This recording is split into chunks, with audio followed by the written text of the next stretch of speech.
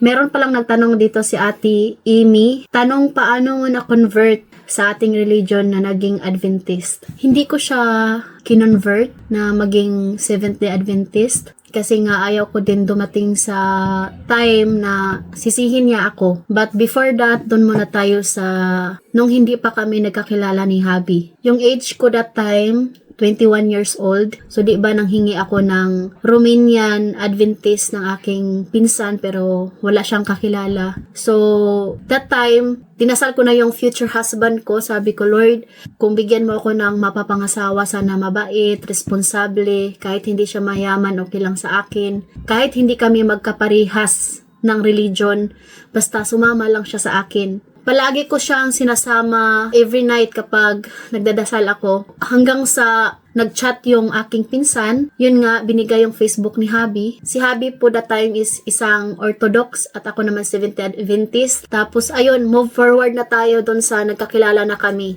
Unang araw pa lang ng chat namin, sobrang haba na guys, yung pag-uusap namin. Sinabi ko na talaga sa kanya na isa akong Seventh-day Adventist, tapos siya ay isang Orthodox. Sinabi niya rin sa akin na simpleng buhay lang din siya dito sa Romania. Yung parents niya is mga teacher, pati sister-in-law, sila si papa, si mama. Basta honest kaming dalawa guys. Every day, kasi nag-uusap naman kami every day, palagi ko siyang sinisindan ng Bible verse. Tapos kapag pumupunta kami sa church every Sabbath, nagre-greet ako sa kanya ng Happy Sabbath. Siya naman, nagsisend din siya sa akin ng Bible verse. Every night, kapag nagwo-worship kami, andyan siya kasi nga, naka-Skype kami that time, video call. So, andyan si Habi kapag nagwo-worship kami.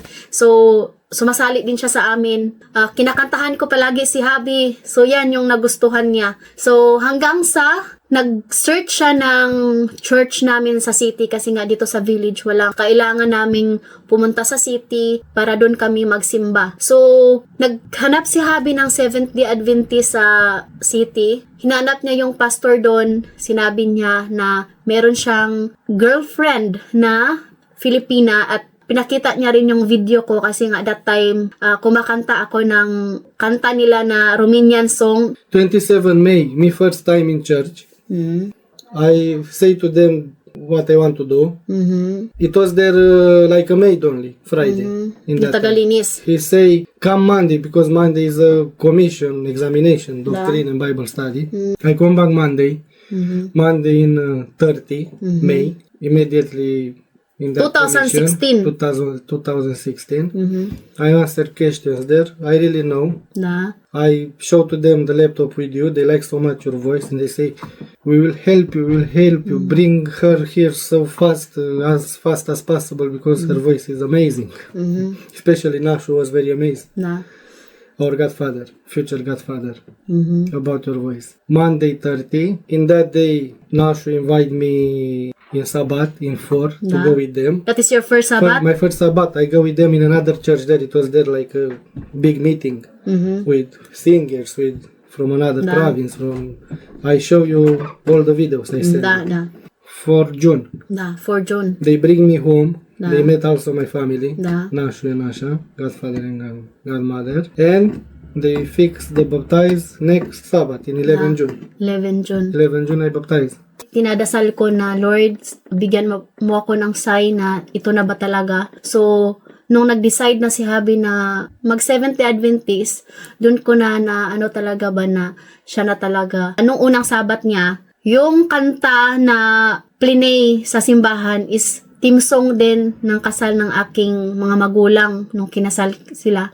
So, kaya dun talaga, grabe, sobrang nakaka-touch talaga. Sabi ko, grabe ka talaga, Lord. Bago nag-Adventist si Habi, ang dami niyang bisyo. Lakas niyang uminom ng alak at saka sigarilyo. Lahat yon inalis niya. So, thank you talaga sa Panginoon. Walang imposible talaga pagdating sa ating Panginoon, guys. Basta hingiin mo lang, kinasing-kasing, ibibigay niya talaga yan. So, kaya masasabi ko na si Habi talaga is bigay galing sa Panginoon. So, John 11, nagpabautismo si Habi, baptize, tapos bago kami nagkita, Isa na po siyang Seventh-day Adventist. Tapos, September 2016, dumating siya sa Tacloban. So, yun yung unang meet namin. Ito yung first Bible ni Habi na natanggap niya nung nabautismuhan siya, guys. Ayan. Napakaganda. But before in my house, it was Bible. I study Bible before. So, ayan. Basta marunong lang tayo maghintay. Kasi nga, alam naman ni God lahat ng nasa